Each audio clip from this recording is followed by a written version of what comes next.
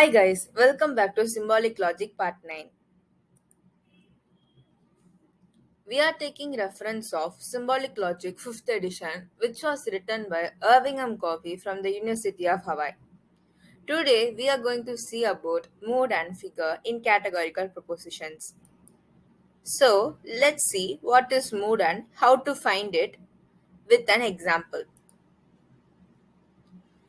Mood is the characterization of categorical syllogism determined by the form of the standard form categorical proposition it contains. So, in categorical syllogisms, we have exactly 64 modes, and each mode is identified by the three letter of its constituent proposition. Now, let's look at an example to understand it better. There are three reasons, as we seen in the previous video, why this example is an categorical syllogism. So, it has two premises and one conclusion, and the conclusion is derived from the first two premises, which proves that it is a categorical syllogism.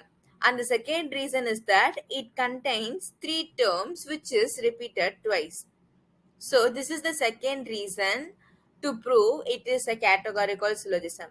And the third reason is all the three premises is is a part of categorical proposition. If you take a first premise, no heroes are cowards, it belongs to E type, which is universal negative. And if you take a look at second premise, which is some soldiers are cowards, it belongs to I type, which is particular affirmative. If you look at the conclusion, some soldiers are not heroes, it belongs to O type, which is particular negative. So it is a part of categorical proposition, which proves it is also a categorical syllogism. And this example is also in a standard form. So how we will be finding the mood? So with the type of the by finding the type of the proposition present in it, we will be finding the mood. As we seen before, first premise is E type, second premise is I type, and third conclusion is the O type. So the mood of this example is EIO. Next, we are going to see about figure.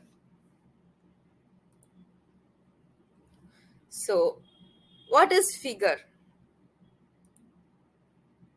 Figure of a standard form categorical syllogism depends upon the position of the middle term in the premises. So, in categorical proposition and in categorical syllogism, we have four figures which you need to mark up and understand to find out which type of figure the syllogism is. So this is the third figure and this is the fourth figure. And note that the M means middle term, um, P means predicate, and ES denotes the subject. This is figure 3 and figure 4. The the two premises and the conclusion should be in this form. So let's take an example uh, for a better understanding. So we got two premises and one conclusion, and we need to find out the figure of this example.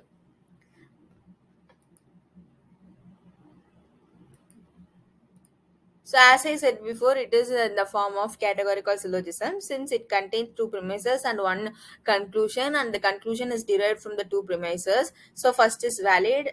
Number two is it contains three terms which is repeated twice, so it is valid. And number three is it is in standard form, and also it is part of categorical proposition.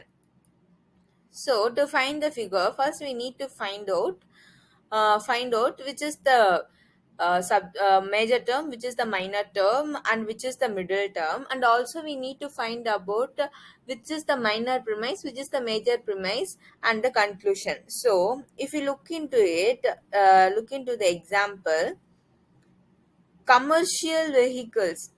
So the last premise, which is a conclusion, contains subject and predicate. So worship is the subject. We will be taking the subject of a conclusion as minor term and the predicate of the conclusion as major term. So here in this example, worship is the minor term and commercial vehicles is the major term. So the term which doesn't occur in the conclusion but appears in the two premises is the middle term. So nuclear powered submarine is not appearing in the conclusion but has appeared in the two premises, so it is the middle term. So as we found out the minor and major term, it will be easy to find the major and minor premise. So as we found out the major and minor term, it is easy for us to find the major and minor premise.